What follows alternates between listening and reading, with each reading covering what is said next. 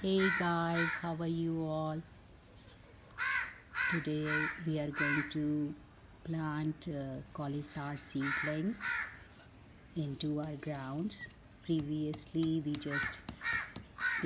just planted the seeds and now the seedlings of cauliflower are ready.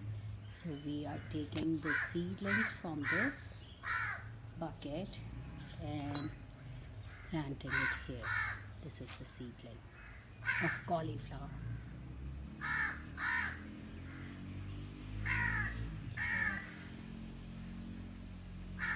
This is a good place because we are having sufficient amount of sunlight, which is very important for the cauliflower's growth.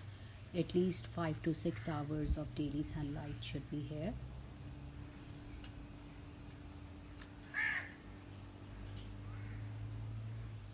We have to be very careful while taking it out that we should not break the root. See, Khanbhai, can you show the roots?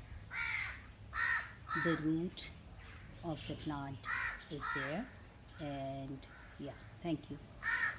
So we have to be very careful while we plant it, that we should not spoil the root in any way, shouldn't be damaged.